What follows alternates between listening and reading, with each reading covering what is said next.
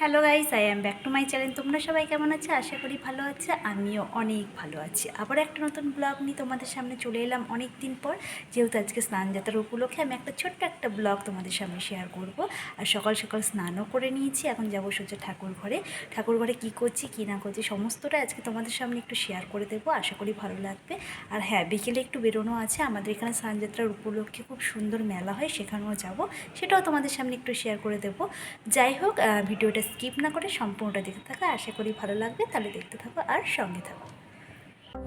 গোপুকে এখন রেডি করব বলে তাই জন্য স্নান করানোর জন্য এখানে নিয়ে নিয়েছি দুধ, তার মধ্যে ফুল দিয়ে দিয়েছি দুব্ব আর হচ্ছে একটা তুলসী পাতা। এগুলো আমি রেডি করে গোপুকে আগে স্নান করিয়ে দিই, এরপর ওকেও নতুন ড্রেসও পরাবো। তাই জন্য এখানে আমি দেখো সুন্দর করে গোপুকে স্নান করিয়ে দিচ্ছি।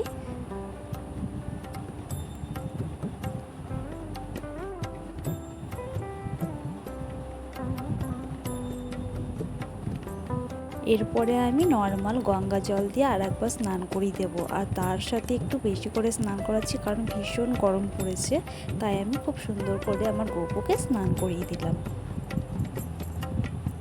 এরপরে গোপুর গাটা আমি মুছিয়ে দেবো খুব ভালো করে, যেহেতু আজকে স্নান যাত্রা সেই কারণে গোপুকে একটু সুন্দর করে স্নান করে দিলাম। ওকে এখন আমি ড্রেস পরাবো, আর এখানে জানো তো সব কটা সুতির কাপড়ের ড্রেস, আর ওকে এখন গরমে সুতির কাপড়ের ড্রেসই আমি পরাই, তাই এই ড্রেসটা আমি ওকে পরাবো।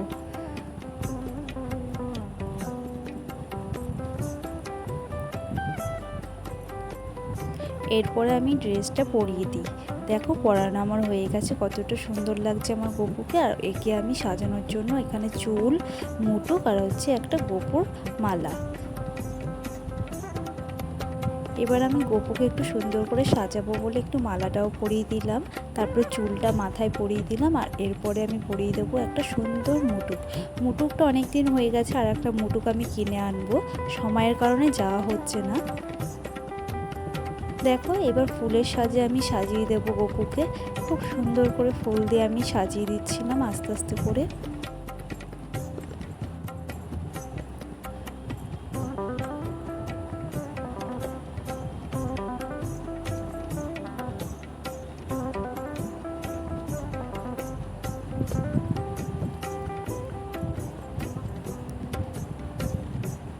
সাজানো হয়ে যাওয়ার পর সিংহাসনটাকে আমি সাজিয়ে দিয়েছি সুন্দর করে।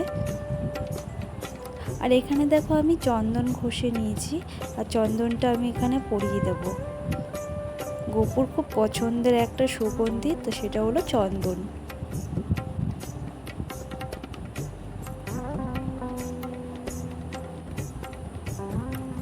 এখানে একটা আমি তুলসী পাতাও অর্পণ করব।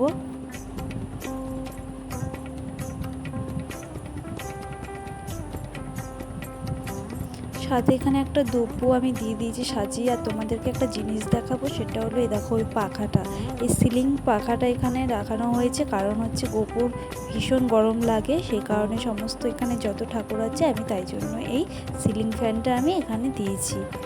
আর এখানে দেখো ফাইনালি আমার গোপু খুব সুন্দর সাজে সেজে উঠেছে, যেহেতু আজকে স্নানযাত্রার উপলক্ষে একটু অন্যরকমভাবে গোপুকে আমি রেডি করিয়েছি। পুজো আমার এখানে শুরু অলরেডি হয়ে গেছে। এরপর পুজো কমপ্লিট হয়ে যাবার পর আমরা একটু রেডি হয়ে বেরিয়ে পড়েছি মেলার উদ্দেশ্যে। আমাদের বাড়ির কিছুটা দূরে এখানে একটা খুব সুন্দর জগন্নাথের মেলা হয়, আর এখানে যা যা শোপিস দেখতে পাচ্ছ সমস্তটাই মাটির তৈরি, খুবই সুন্দর শোপিসগুলো ছিল। এখান থেকে খুব একটা কিছু কেনা হয়নি, তবে বেশ ভালো লাগছিল দেখতে। আর তারপরে এখানে ঠাকুরের দর্শনও করে নিয়েছি, কতটা সুন্দর লাগছে জগন্নাথ বলরাম সুভদ্রাকে নতুন সাজে সেজে উঠেছে। এরপর প্রণাম করে আমরা সোজা চলে গেলাম খাওয়া দাওয়া করতে। এখানে আমরা একটু মোমো নিয়ে নিয়েছি, মোমোটা বেশ টেস্টি ছিল।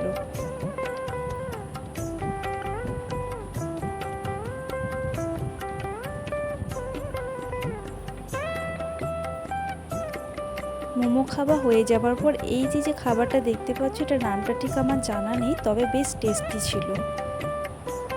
ফাইনালি গাইজ মেলা থেকে আমরা ঘুরে বাড়ি চলে এসেছি, আমি ড্রেসটাও চেঞ্জ করে নিয়েছি। আর বাইরে ভীষণ গরম, তবে ঠাকুরটা খুবই সুন্দর ছিল, তোমাদের সামনে আমি শেয়ার করব। অলরেডি আমি পোস্ট করে দিয়েছি একটা ভিডিও। যাই হোক, ভিডিওটা তাহলে আজকের মতো এই পর্যন্ত। সকলে ভালো থেকো, সুস্থ থেকো, অবশ্যই নিজেদের খেয়াল রেখো। আর আমার চ্যানেলটিকে যারা যারা এখনও সাবস্ক্রাইব করোনি অবশ্যই সাবস্ক্রাইব করে ফেলো। দেখা হচ্ছে নতুন ভিডিওর সাথে। টাটা।